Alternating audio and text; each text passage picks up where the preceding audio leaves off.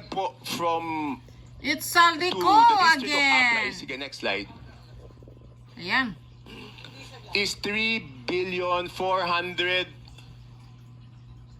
3,400,000,000.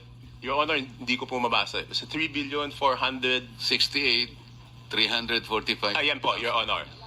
Holy Yan smoke, po, puro Saldico. Out of Saldico's insertion.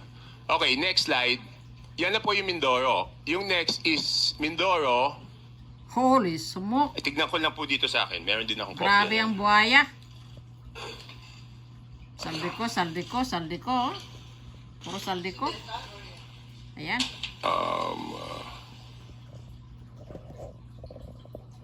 Kaya bungga ang mga anak. Ang property, may aeroplano, may helicopter. Kayang-kayang bilhin. Kanto sa Paris, sa France. Next is Occidental over the Mindoro. world. 3.2 billion po yan. Ang nadagdag. Okay. Next is Oriental Mindoro. 3,105,759,000.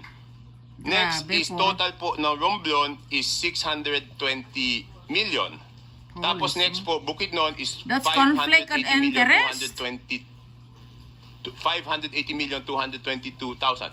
I would like to clarify, Your Honor, I will make it clear, hindi po ito district ni Congressman Joe Zubiri. Hindi po. Just to clarify, hindi niya distrito yan. Tapos yan, sunod-sunod na po. Itong Camarines Norte, 550 million. Hindi yan pwede. Itong, ano ba yung sumunod? Grabe. Batangas, 429. Meron pa pala ulit na Mindoro. Hindi ko alam bakit nahiwalay ito. Baka ibang district ito. 400 million. And then Sarangani, 300. So next slide. Pag Yung tinota paring niyo po, squad yan, na sila magbabalanse tanan. po yan. Bullshit. 13,803,693 with Congressman Saldico as Kaya proponent. nga balabag si Garin Gali. And pag Kaya tinota yan, ng di district yung gusto subtotal, makita ang korupsyon ni Saldico. 13,803,693,000, Your Honor. For the record, ang binabanggit po nating Representative Elizaldico, siya po yung chairman ng House Appropriations Committee. Yes. Sa makatwid po, Rep. Toby, kung titingnan po natin at pagbabasihan, ito pong nakalap po ninyong impormasyon, lumalabas po na si Rep. Saldico ay siyang proponent ng halos 13.8 billion. Hindi natin malaman kung ito pinarada o sinagasa. Yun po ba ang ating conclusion? Correct. Parada kang sagasa Apo, yan. ilang congressman dyan, sabi na hindi amin yan. Hindi namin ni-request yan. So, So, hindi ko na po, hindi na ako nagtanong kung parada yan or Sagasa. sagasa. Ang sinasabi ko lang po is, yan po yung nakita ko. Kasi normally, kung kunyari, yan po yung request ko, dapat ako yung proponent. At ako rin po yung congressional district. So, pag magkaiba, magtataka kayo bakit Tama. Chair, baka may dadagdag si Gob, Dolor, dahil puro Mindoro ang binabanggit. Yun nga po, may I take advantage of your presence, Gob. Total, nababanggit naman po ang inyong probinsya.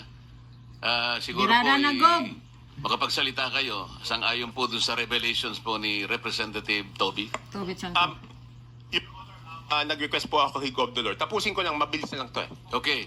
Birada na. So Bilisan makikita ko mo. po, yung Ako Bicol, yan po, ang BICAM is 2,295,000,000. Ako, Next Bicol, slide. Saldico naman. Di puga nga buhayan eh. Yan.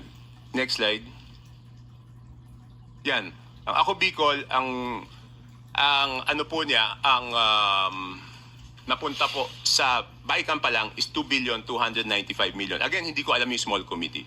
And then yung BHW po, ang total is 2,064,000,000. At ito po, Your Honor, buti na lang naagapan to kasi po, hanggang ngayon, hindi po rini-release yan. Hmm? Kasi nung natuklasan na ganyan, nakakapagduda, hindi po ni-release. Your Honor, pwede po ako magtanong kay Yusek Cathy. Meron lang akong gusto i-clarify, Your Honor. Please proceed. Yusek, di ba ginagawa ito short of award, di ba po? Yes, sir. Kapag na lumabas na po yung GAA, pwede na po silang mag-advance procurement. Otro po short din of buhaya award, ng hanggang GAA ni, oh. ma-download po yung pondo sa implementing office. Okay. Yusek Cathy, kung yan po ay short of Paos, award, paos ang ibig buwises, sabihin buhaya meron na rin. yung lowest calculated bid. Tama po. I'm not very familiar Yes, with most procurement. probably. Most probably. Hindi, ganito lang po, Point of Your order, Honor. Mr. Chair. Yes. With all due respect, Mr. Chair, point of order po. No, What sige, is the Risa, point of Birada. Just to remind all of us, Mr. Chair, na the resource person, if wanting to field a question to another resource person, must do it only through the chair po. Hindi sila pwedeng diretsong Pinayagan ko naman po, magtanungan. kaya para maka-economize ng time, kaya Alright, total Mr. magkatabi Chair, naman I sila. submit. Opo. Bira at Thank you. Risa. Thank you for sorry. showing the Most I'm sorry. probably, Your Honor. Your Honor, pwede bang malaman kay Yusek Cathy kung... hindi, pwede na lang po ganito, Your Point Your of Honor. order, Pwede point of pong order. hingi na lang kay Yusek Cathy i-check kung meron na po itong lowest calculated bid short of award. At kung merong lowest calculated bid short of award, isubmit po sa committee ninyo kung natuloy yung bidding, kung sino po yung most probably na mananalo kasi siya po yung lowest calculated bid. Sa tingin ko napakahalaga yun para sa inyong committee, Your Honor. Thank you, Rep. Toby. I think that is in order. Yusek Cathy, I think you should Yes, Your Honor. submit to the committee kung alin na dito yung binabanggit ni Rep. Toby na nagkaroon na ng, what is your term? Bidding short of award. Bidding short of award. Para malaman po natin at mabantayan na. Can you do that, Yusek Cathy? Yes, Your Honor. We will direct all the implementing offices, whether it's regional office or district engineering office, to submit all the bidding documents of these projects that are bidded out short of award, Your Honor. Thank you. Thank you for your cooperation. Your Honor, ang request ko po, kung pwede, kung papayagan po ng committee, bibigyan ko po si Yusek Cathy nito para ilagay na niya. Hindi naman po kailangan po siguro ng committee, Your Honor, yung buong records. Kailangan lang ilagay kung sino yung posibleng mananalo kung natuloy po. Yes, I think that is in order. Kung pwedeng maibigay nyo na rin ang kopya kay Secretary Yusek Cathy.